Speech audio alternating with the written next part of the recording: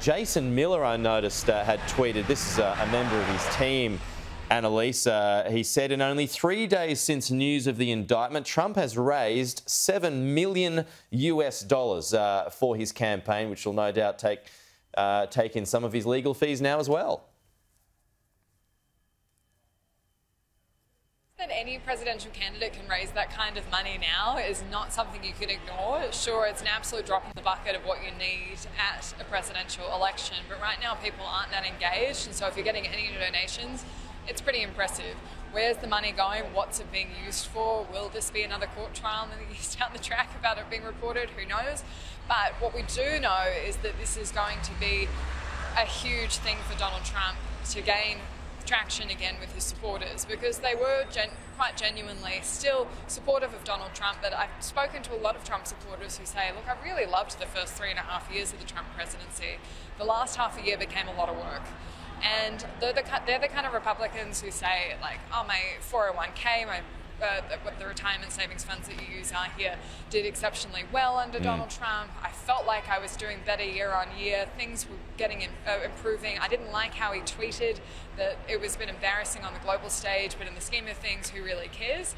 That's a very consistent line I've heard. And so when you have something like this come back, he really was having trouble getting any, especially mainstream media coverage. This has put him smack bang in the middle of every news bulletin in the country, and people are seeing him again, they're talking about him again, and it could go either way. It could go in his favour, it could work against him, and there's nothing really in history that we can compare this to genuinely say how it's going to go.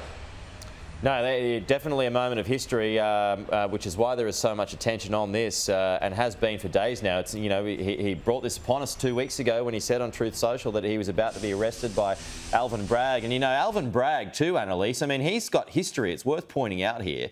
He's got history when it comes to Donald Trump. He's been investigating Donald Trump since 2017 and has been investigating him with some success, taking on the foundation, finding claims of fraud and proven that to be correct in the past. So, I mean, he's got very much a dog in this fight too, doesn't he?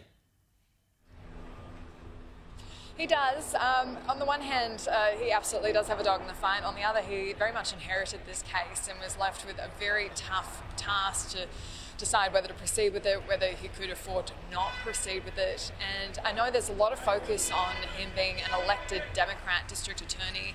That is the norm in America, that you do know who your elected judicial officials support politically. Yeah. The perspective in the US is that once you know what the political persuasion is of a candidate, you can hold them accountable to it. And I know it's very different from the Australian system, where everyone's supposed to be completely unbiased and you're not supposed to know their opinion on anything. It's supposed to just be beholden to the law. Obviously, it works quite well in Australia, but it's very different societies. And so the US perspective is put it out there, let people know, and if you want a different law enforcement perspective, vote for it. And so this is not entirely unexpected, especially in Manhattan. It's a very blue area. It's a very Democrat area. Blue state, yeah. By the same token, this was very much an inherited case. And so it was a tough call. Okay, Annalise Nielsen, terrific job as always. Thank you so much for explaining that.